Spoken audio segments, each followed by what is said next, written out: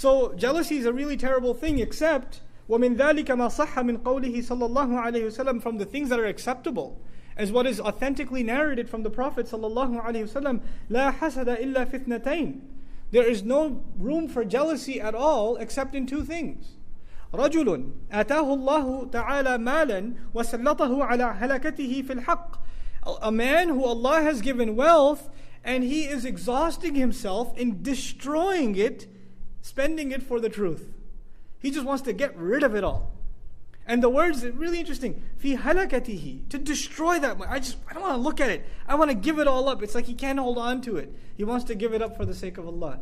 This attitude of giving, when somebody has that, you say, man, I'm not just jealous of his wealth. You know what you're jealous of there? His attitude. How does he have? How do you get that? How do you want to give money up so easily? Like it's hard for him to hold on to it. It's easy for him to give. What's the case with most of us?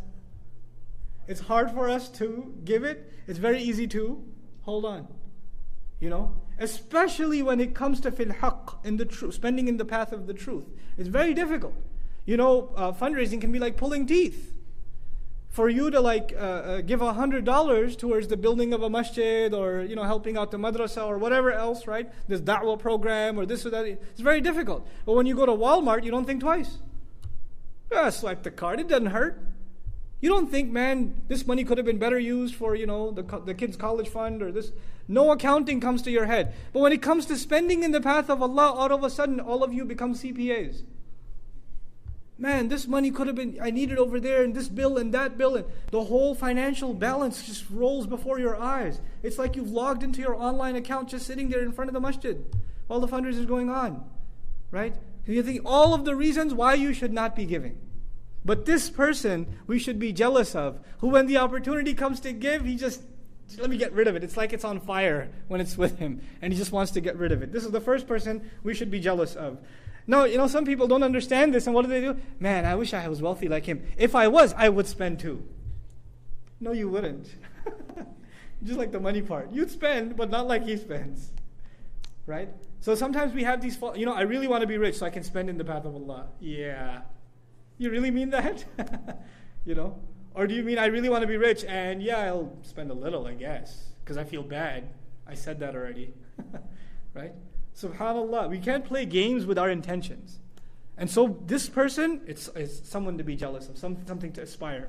Then, وَرَجُلٌ آتَاهُ اللَّهُ تَعَالَى الْحِكْمَةِ فَهُوَ يَقْضِي بِهَا. That's the first.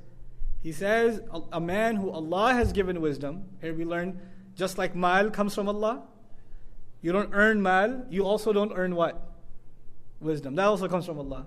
And so what does he do with that wisdom? يَقْضِي بِهَا. Number one, he judges by means of that wisdom. When he lives his life, he lives in accordance with that wisdom. So here we're learning the difference between knowledge and wisdom. You can have a lot of knowledge, but you don't act on it, which means you're not very wise.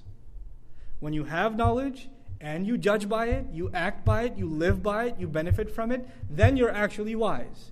Knowing a lot is not difficult. You can memorize the entire Quran, thousands of hadith, you can learn Arabic, you can learn fiqh, tafsir, aqidah, you can learn all the ulum you want.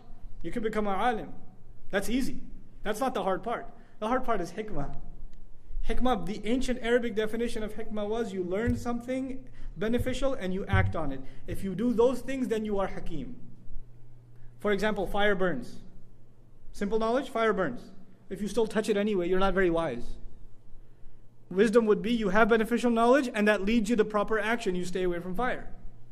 So number one, آتاه الله تعالى الحكمة فهو يقضي بها. And then the second, وَيُعَلِّمُهَا النَّاسِ. He teaches the people with it.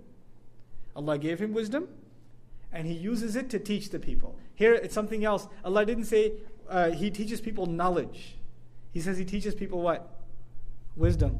He lives by it first, then he teaches people wisdom. This is a person to be jealous of. This is a person that not only lives by it, but instills in people the love of knowledge and the love of acting upon that knowledge. May Allah make us people of wisdom, and may Allah make us people who instill wisdom in others.